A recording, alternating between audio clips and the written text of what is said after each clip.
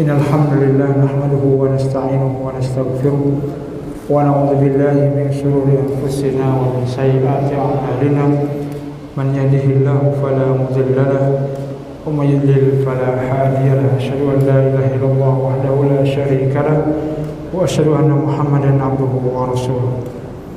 Amma ba'd. Para hadirin kaum muslimin, sahabat pegawai khidmah yang dirahmati oleh Allah Subhanahu wa taala, marilah kita bersyukur kepada Allah Subhanahu wa taala yang di siang hari ini kita masih diberikan kesempatan untuk beribadah kepada Allah Subhanahu wa taala, menyempurnakan keimanan yang telah kita bangun. Alhamdulillah, di kesempatan siang ini kita masih melanjutkan bab birrul walidain wasilatil arham. Hadis ke-327 atau hadis ke-16 di bab ini. Qala mu'allif rahimallahu wa ghafara li syekhina wa an Abi Sufyan Sakhr bin Harb radhiyallahu anhu fi hadithihi at-tawil fi qissati Hiraql anna Hiraql qala li Abi Sufyan famada ya'murukum bihi, yakni Nabi sallallahu alaihi wasallam. Qala qultu yaqulu u'budullaha wahdahu wa la tusyriku bihi syai'an watruku ma yaqulu aba'ukum wa ya'muruna bis-shalah was-sidq wal-'afaf was-silah, muttafaqun alaih. Hadis dari Abi Sufyan Sakhr bin Harb radhiyallahu anhu, di hadisnya yang begitu panjang tentang kisah beliau bersama Kaisar Rum Hiraql, bahwasanya Hiraql bertanya kepada Abu Sufyan, lantas apa yang beliau atau dia, ya Nabi sallallahu alaihi wasallam, perintahkan kepada kalian? Maka Abu Sufyan menjawab, ya saya katakan kepadanya bahwasanya beliau berkata, u'budullaha wahdahu, ya mengesahkan beribadahlah kepada Allah semata, wala tusyriku bihi syai'an, dan jangan menyekutukannya dengan sesuatu apapun, watruku ma yaqulu aba'ukum, dan meninggalkan semua perkataan, keyakinan nenek moyang, wa ya'muruna bis-shalah, dan beliau juga memerintahkan kepada kami untuk salat, was-sidq, ya berbuat jujur, wal-afaf, ya dan melakukan perbuatan yang suci atau meninggalkan zina di sini, was-silah, dan silaturahim, muttafaqun alaih. Dan poin pentingnya di sini tentang as-silah, ya di akhir hadis Nabi sallallahu alaihi wasallam, di hadis perkataan Abi Sufyan ini.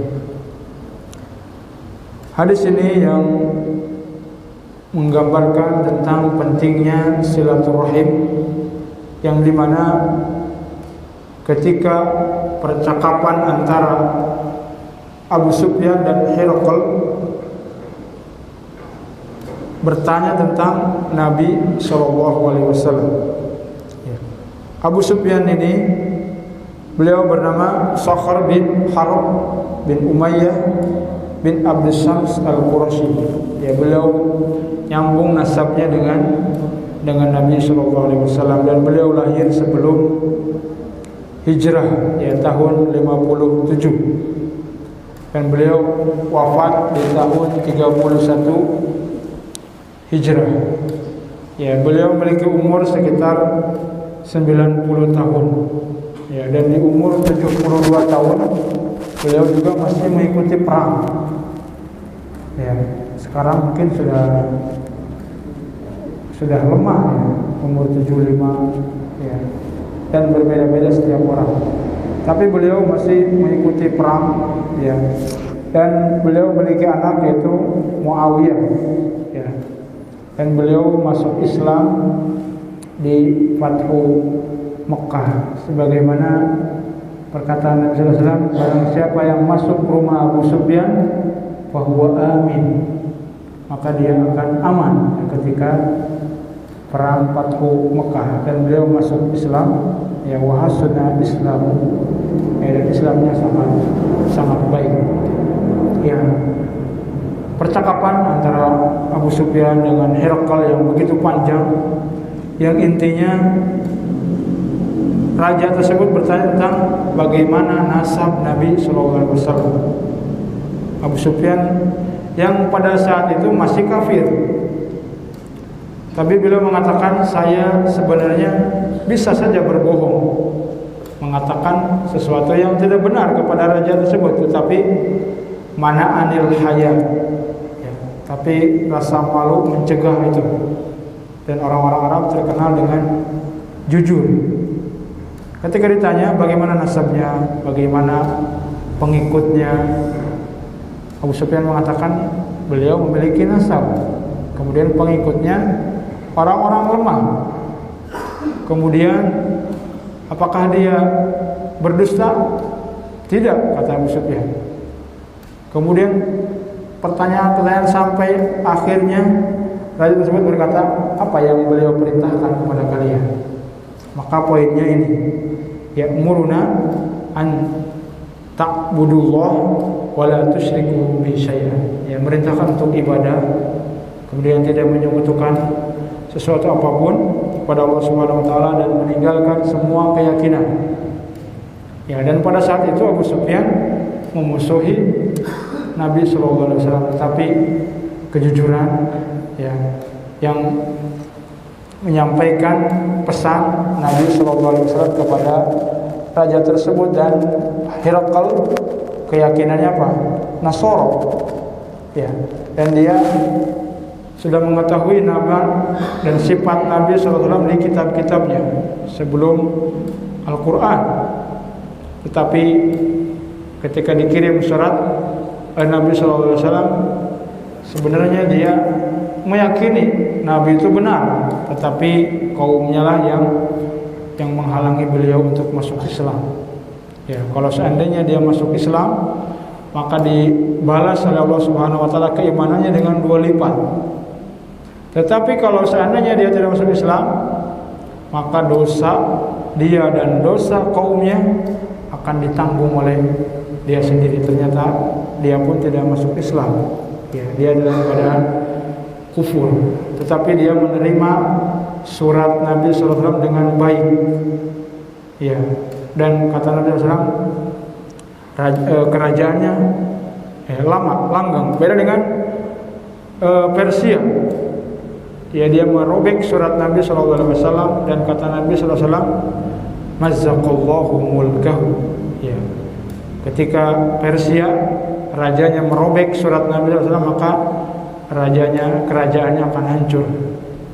Beda dengan Kaisar Romawi ini. Ya, beliau menerima surat Nabi SAW, dan di ujungnya kata Herakal ini, seandainya perkataanmu ini benar, ya, maka Nabi tersebut akan menginjakkan kakinya di negeri ini.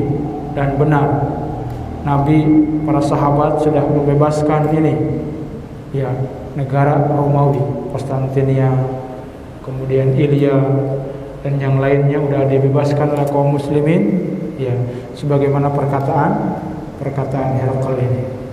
Poin intinya adalah bagaimana Abu Sufyan menyampaikan pentingnya silaturahim. Padahal kan masih banyak poin yang banyak ya, selain silaturahim. Selain tadi sudah disebutkan ibadah, tidak menyekutukan, kemudian meninggalkan keyakinan, ditambah lagi poin silaturahim. Betapa pentingnya silaturahim ini ya, yang kita bisa mengetahui keadaan kaum muslimin, keadaan saudara kita ya, dan kita juga bisa mengambil faidah ya, dari kehidupan mereka. Ya, mungkin kita belum tahu atau lebih semangat ibadah ketika kita melihat kondisi saudara kita kaum muslimin yang lainnya juga. Ya, maka menunjukkan pentingnya silaturahim ini sehingga Abu Sufyan membawa dalam percakapannya. Ya, membawa dalam percakapannya karena Nabi sallallahu alaihi wasallam memerintahkan hal tersebut untuk melakukan kejujuran, ya, melakukan perbuatan yang suci, ya, tidak berzina, ya, dan poin terakhir adalah menjunjung tinggi tentang silaturahim. Ya, kalau kerabat kita yang kafir, maka dia berhak mendapatkan silaturahim dari kita.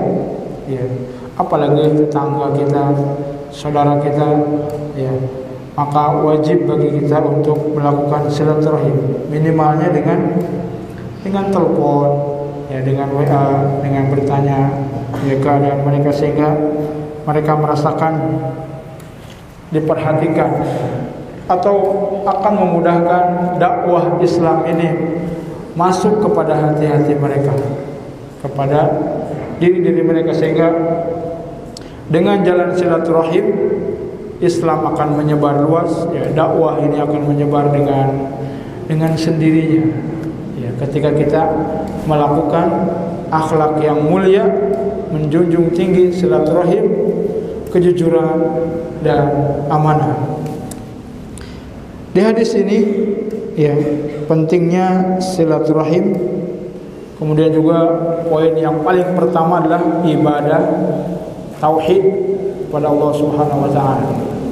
Dan ini merupakan keimanan yang paling tinggi. Kalimat la ilaha illallah.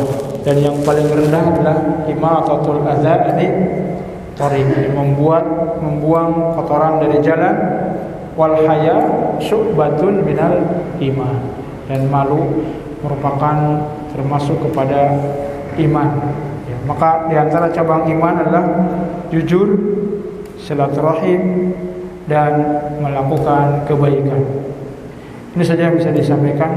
Mudah-mudahan kita bisa melaksanakan, mempraktikkan, mengimplementasikan hadis Nabi SAW yang menjunjung tinggi tentang silaturahim, ya, kejujuran, kemudian perbuatan baik lainnya. Wassallallahu Muhammad wa akhir da'wana alhamdulillahirabbil alamin. Subhanakallahumma bihamdik asyhadu an la ilaha illa anta astaghfiruka wa atubu ilaik. Assalamualaikum warahmatullahi wabarakatuh.